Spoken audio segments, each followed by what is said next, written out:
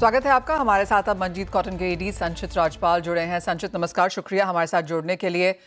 मुझे याद है एक समय पर कॉटन को वाइट गोल्ड कहा जाता था, लेकिन पिछले कई सालों में हमने ये जो उपलब्धि है शायद जाते हुए देखी है कॉटन से। जिस तरह की प्राइस मूवमेंट है, पॉलिसीज रही एंड ऑफ कोर्स जिस तरह की सिचुएशन एज ऑफ नाउ है, कैसे देखते हैं आप as a overall industry? Because cotton के प्राइसेस नीचे गिरे हैं, इम्पोर्ट खुल गया है, लेकिन एक्सपोर्ट की चिंताएं हैं। आप कैसे रीड कर रहे हैं current scenario? Good morning Manisha ji. जी बिल्कुल सही कहा आपने कि कॉटन जो है वाइट गोल्ड होता था, लेकिन पिछले कुछ सालों में इसकी जो चमक है वो कम हो गई है। तो उसके उसके कुछ रीजंस रहे हैं कि एक तो सबसे पहले धीरे धीरे अगर हम बात करें तो ईल्ड, जो कॉटन की ईल्ड है वो सबसे बड़ा प्रॉब्लम है इंडिया के लिए आज की तारीख में।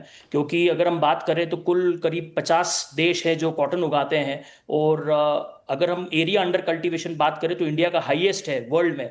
लेकिन अगर हम ईल्ड्स की बात करें तो हम 35th नंबर पर आते हैं दुनिया में। 600 किलो एवरेज ईल्ड आती है पर हेक्टर की इंडिया में, जबकि वर्ल्ड लीडर्स की बात करें चाइना, ब्राजील, अमेरिका, तो वहाँ 2500 से 2800 किलो तक की ईल्ड पर हेक्टर ये लोग लेते हैं। तो ईल्ड एक बहुत बड़ा चैलेंज रहा है पिछले कुछ सालों में, जिसका एक रीजन ये रहा है कि जो जिस तरीके के नए सीड्स, नए बीटी सीड्स हमने इंट्रोड्यूस करने चाहिए थे वो किसी कारण से नहीं हो पाए हैं। सिंपल लैंग्वेज में बात करें तो वर्ल्ड जो है वो बीटी सीड की 6th 7th जनरेशन पर है, और हम आज भी सिंपल लैंग्वेज में कहा जाए तो 3rd या 4th जनरेशन पर ही है। तो हमें एक काफ़ी इम्प्रोवाइज करने की ज़रूरत है ईल्ड के मामले में। वो एक रीज़न रहा है जिससे कि फार्मर्स को भी काफ़ी हेल्प मिलेगी और उनको प्रोत्साहन मिलेगा कॉटन की ओर डाइवर्ट होने के लिए। दूसरा एक प्रॉब्लम रहा है कि पिछले लास्ट कुछ सालों से कॉटन की प्राइसेस जो है वर्ल्ड वाइड वो काफ़ी अंडर प्रेशर रही है, जिसका कि ग्लोबल डिमांड एक वन ऑफ द सिनेरियो रहा है।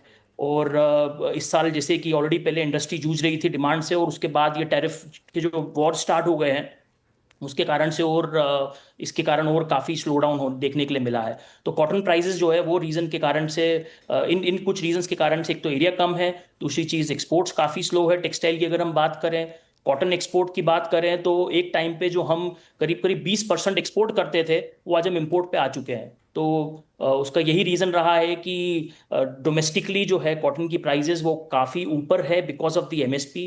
गवर्नमेंट का काफ़ी अच्छा स्टेप रहा है कि भाई मिनिमम सपोर्ट प्राइस होनी चाहिए फार्मर्स को सपोर्ट करने के लिए। लेकिन हायर मिनिमम सपोर्ट प्राइस के कारण से जो है वो इंडस्ट्रीज जो है वो फोर्सफुली उनको महंगा कॉटन खरीदना पड़ रहा है कंपैरेटिवली वर्ल्ड। तो ये एक रीज़न रहा है कि डाउनस्ट्रीम जो है मार्जिन्स काफ़ी कम हुए हैं पिछले 2 साल में, और एक्सपोर्ट में डिमांड नहीं है। और फैब्रिक में भी अगर हम बात करें तो डिमांड काफ़ी स्लो हुई है। बांग्लादेश और दूसरे मार्केट्स को काफ़ी एडवांटेज पिछले कुछ सालों में देखने के लिए मिला है as compare to India.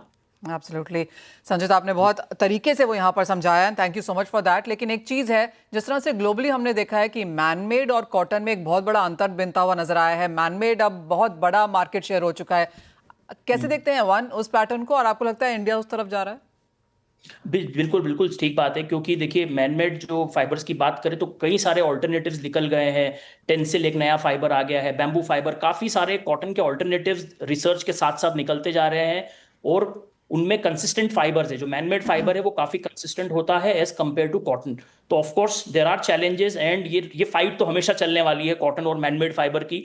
But अच्छा पॉइंट ये है कि अभी वर्ल्ड जो है वो सस्टेनेबिलिटी की हम बात करते हैं, दुनिया बोलती है कि भी हमें रिसाइकल्ड चीजें चाहिए, तो which is good because cotton is it's a sustainable product, it's a natural product.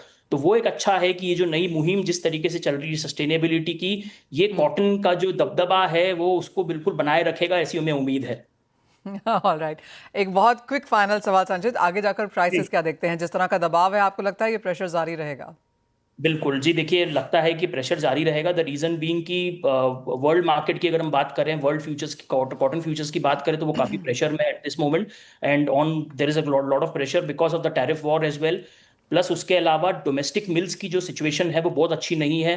हालांकि गवर्नमेंट ने बहुत अच्छा स्टेप लिया है इंपोर्ट ड्यूटी खोलने का, 31 दिसंबर तक इंपोर्ट जो है वो माफ कर दिया गया है, जो पहले 11% की ड्यूटी थी, which is really welcomed by the industry. It's a good measure, but still the margins are very very poor at the moment. और ऐसा लगता है कि प्रेशर में रहेंगी प्राइजेस, और आने वाले साल में हमारा ऐसा मानना है कि प्राइजेस जो है काफी रेंज बाउंड रहेगी।